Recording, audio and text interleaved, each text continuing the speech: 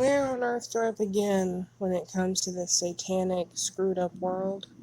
Do I start with what the heck happened to Madonna? I didn't know that you could shave your bones down that far. Do I start with Huggy Wuggy?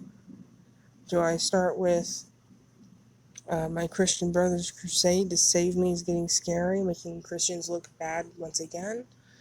Or do I start with castrations and mastectomies are okay for transgender minors? I feel like if I start with that, I might cry, but let's try it.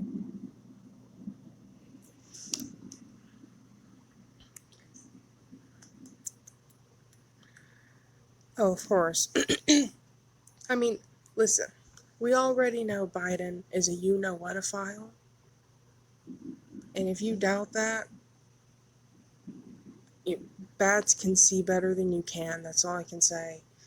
So anything that involves the youth, and has to do with some decision he's making, if it is a he, who knows, um, then you know it's a bad decision, straight up. There's so much more I want to say, but I can't. President Biden's HHS, Hickory Hoax High School, I don't know, has gone all in on radical transgender ideology, encouraging early body-changing medical interventions as gender-affirming care. Every time I say something's safe, it's good for you, it's care, From the HHS Office of Population Affairs publication, depopulation, they forgot the DE in front of that word. Gender affirming care is a supportive form of health. Oh my gosh. I'm gonna be sick. I really try to read these and then leave my comments at the end, but you don't know what I went through in my life, okay? I feel like I was born transgender, and it was probably a generational curse, and if I wasn't born that way, it was before or by the time I started talking, and I went through, you just don't want to know what I went through. And I believed all the BS that everyone else believes, that you're born that way, it's just how you are, maybe it's how your brain's wired, whatever, you hear different things all the time with, new scientific studies or whatever crap they come out with. And it was only when I was cured, and in the way I was cured, that I finally realized it is a demonic issue at the end of the day. And I did research, and I've made documentaries about this. Many documentaries get deleted, wonder why. Just like that game, EVE Online, they censored the name of a person. No one was allowed to even mention the person's name because they didn't want to get into hot water and admit that they were, it wasn't laundering money, but they were doing something wrong or illegal, I can't remember. But anyway, that's the oldest game, or one of the oldest games and most popular games. And if it's that, I don't want it. I wanted to make a video about EVE Online, but I'll get onto that. Anyway, that doesn't matter. It's just, it's demons, man. It's demons. You're not allowed to say it. Up until the last Nazi Tube update, I wasn't allowed to even say the words generational curse in a comment. If you scroll down some of my videos on whatever accounts, you'll see that I've had to make videos replying to people in video form telling them, hey, this is my comment, but it keeps getting deleted, and it's about generational curses. Because this is the truth. It's demons at the end of the day. And I can explain how, and I have in my documentaries. And so the fact that they have embraced demon possession to this degree, to where they're normalizing, and in many cases it's illegal for you not to ruin your child and enable this and accept this evil, and they're normalizing and forcing people to abuse their children, but not just regular abuse that you can get through. It's like it's this permanent thing that happens to your body. Can you imagine cutting off your body parts and then years later thinking, wow, that was a big mistake. I really want my arms and my legs and my nose and my ears and my whatever. I want all that back. What? Too late. You can try to get as much surgery as possible. You're never going to look the same, and it's going to probably depress you extremely. Imagine believing, let's say you're a biological man. Imagine believing you're a woman for 20 or 30 years. You cut off your you-know-what, or basically turn it inside out is technically what they do with the surgery. Turn your you-know-what inside out, have surgery on your chest, have hormones, have surgery on your face, shave down your bones, and get all this work done, and then 10 years later, you're cured and you realize, oh, that was literally a mental illness, and now I don't have my man part, my chest is ruined, I can try to get surgery, I can get a mastectomy or whatever you would call it to undo that, with the hormones hormones can grow breast, and then you probably would get, surgery to make your breasts even bigger. So getting that undone, you're going to have scarring and pain and, waiting for your bones to grow back in your face and your Adam's apple and all that. I mean, and what if you did go to even more extremes? What if you got that surgery that I'm going to cover in an upcoming documentary where they saw through your clavicle bones to narrow your male shoulders? What if you got that surgery? What are you going to do? I mean, my goodness. Imagine the permanent damage and the depression and what that does to a person's mind, right? And they're calling this healthcare, and they're doing it to children, and they're saying this is okay, and they're shoving it in every cartoon they can now. I mean, again, another upcoming documentary. I'm working on a lot of things. Some things are completed, and I just have to post it in the right way at the right time to get past the censorship, and other things are kind of completed that I'm almost done with. But I'm working on another documentary where, if you look through what they're showing children nowadays, because I don't watch like children's cartoons. If I do, it's stuff I watched growing up, like 20 plus years ago, and well, some things I watch, I might rewatch that I saw maybe 10 or 15 years ago. But anyways, I'm not watching anything current. I don't know what's on Cartoon Network or Nickelodeon, or if there's another station I don't know about now. So I did a deep dive, and, everything's gay and trans and bi and this and that. And it's a beautiful thing to everyone. And God bless them. They don't know any better, right? You can't really blame these people. It's so sad and depraved. I mean, my heart just breaks. It's one thing to imagine it, but I went through it, Thank God I didn't have surgery, though. I didn't have surgery. I didn't have hormones. Thank God. Because you can't come back from that. Unless God does a miracle and changes your body, you can't come back from those things. The hormones, the surgery. So now it's close to it. And nowadays, insurance will pay for it. The one thing that did keep me from doing surgery, and, cutting off my boobs and all of that, the one thing that kept me from it, well, the main thing was that I couldn't afford it. And so I was trying to save up. But, thank God that insurance did not cover it at that time, when I was younger. And, or I would have made a huge mistake. I don't want to think about it. It makes me sick thinking about it. So, I mean, can you imagine how I feel seeing this unfold before my very eyes, seeing how the world is? I mean, it's just getting worse every day. Anyway, this Luciferian scum says gender-affirming care is a supportive form of healthcare, and I don't care if I get a strike. Screw NaziTube and screw Satan.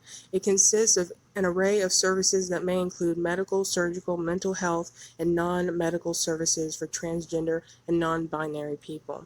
For transgender and non-binary children and adolescents, early gender-affirming care is crucial to overall health and well-being, as it allows a child or adolescent to focus on social transitions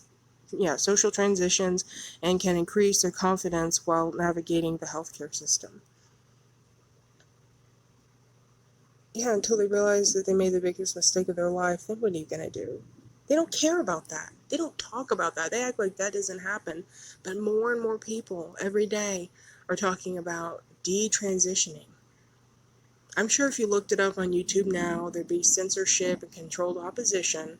But not too long ago, you could look it up on YouTube and you would see tons, I mean, just endless search results of people who are talking about detransitioning themselves, saying that, oh yeah, well, I was transgender, but I just realized it wasn't for me, or it's just not really who I was, and I had surgery and hormones, and I had to undo everything. Like, and the depression.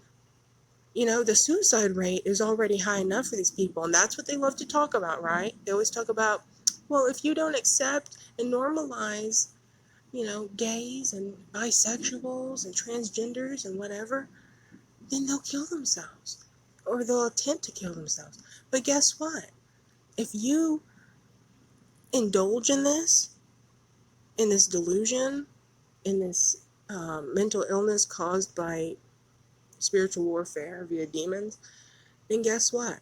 When that person gets what they think they want, what they dream of, just like I used to dream of it every day, and that's going to be a part of my testimony. I'm going to be sharing some pictures I really don't want to share, that I hope no family or friends ever see. No one who knows me in real life, I hope they don't see that documentary in particular, because it's going to be raw and real, where you dive into what kind of life I was living. And I thought the answer to all my problems was hormones and surgery. That's what it seemed like. So when that person gets everything that they want or think that they want, and then they realize that they've never felt more hollow inside, and they realize that they were completely wrong and that they want to go back, what are you going to do? Will insurance cover that? Probably not. Will anyone care? Will it be in the news? Will there be sob stories about that anywhere? No. If they make a video about their own experience like I have, guess what? No one is going to listen because their video is going to be deleted, and they're even going to be punished with a strike. That's the world we're living in. And this is what everyone wants, okay. Because, oh, you're homophobic or transphobic otherwise, I got it. And it can ruin their lives too. What kind of interventions constitute early gender-affirming care? Gender affirmation, adopting gender-affirming hairstyles, clothing, name, gender pronouns, and restrooms and other facilities when at any age or stage reversible.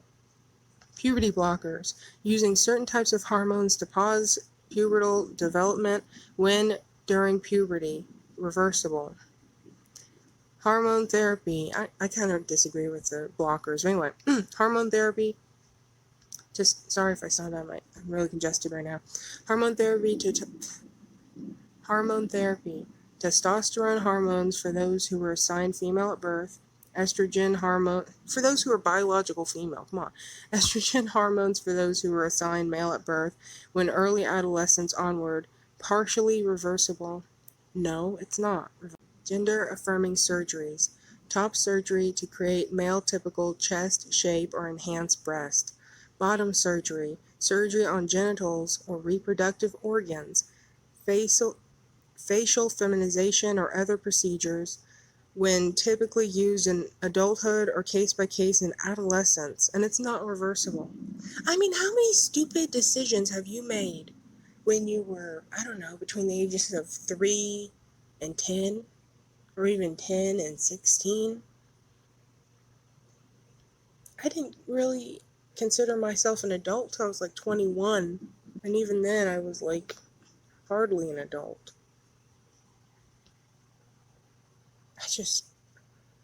Yeah, let's give a child, I mean, that's like letting your child run around with scissors. That's worse than that. Let's give this child a scalpel, tell them to cut off whatever they desire today, and expect them not to regret it tomorrow. I mean, what? If you told a child, okay, you can have any name you want, and we will legally change your name, your child would want to be named something like Bippity Boppity, you know?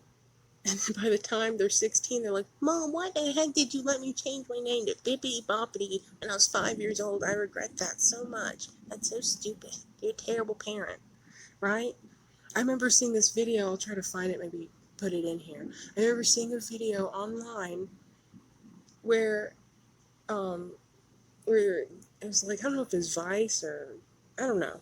But it was this video where these parents were letting their children be in complete control of their hair color and hairstyle. And the children wanted like polka dots and stripes colored into their parents' hair, and their parents' hair like chopped horribly, and just the most unrealistic hairstyles. I mean, yeah, it's cute because, children are imaginative, but it's not realistic and not something you're going to want even a week from then, if you're a child, if you make that decision. So it's like, how on earth are you letting children make these decisions? And you know exactly what it's leading to. Oh, well, children at 5 years old can decide to have these surgeries and these procedures and blockers and hormones and whatever. So that means that they can do you know what with adults, and they can marry at any age and make decisions and blah, blah, blah. And that's not coming out of thin air, okay? For probably a decade or more, I've been looking at not only the school curriculums, but the laws, not just in America, but the whole world changing, especially in first world countries. And they are slowly but surely changing in favor of making you-know-what-ophilia legal, and I'm not going to stand by. I've talked about it before. When that day comes, I will not be here. That's all I'm going to say. This is awful. Children and adolescents with gender dysphoria certainly need proper care and support. Yeah, they need deliverance. That will literally cure them. What more could you want? But puberty blocking is not benign and can lead to adverse medical issues such as reduced bone density, which is why it is no longer recommended in the UK and Finland, for example. Mutilating surgeries on genitals and breasts of minors should be off the table altogether, and should be thrown in prison for even considering such a thing. They are irreversible, result in sterilization when of the genitals, and remove healthy organs. At the very least, the government should acknowledge that these drastic interventions are controversial, remain experimental. Puberty blockers are off-the-table uses of medicines approved to treat pathologies in adolescents, and indeed sometimes leave patients permanently harmed. This is particularly true in cases where they detransition, that is, regain acceptance that they are indeed the sex they were born. Duh. Expect the usual suspects to accuse those opposing this drastic recommendation as being motivated by hate as a means of stifling reasoned discourse. Indeed, President Unity has already called state laws to protect transgender minors from such interventions hateful. The reality is exactly the opposite. Love requires that we defend the procreational futures of children and their bodily integrity, particularly in a time of raging moral panic when emotions rule the day. Adults can do what they please, but minors need protection, sometimes even from themselves. Very well said. Couldn't have said that better myself.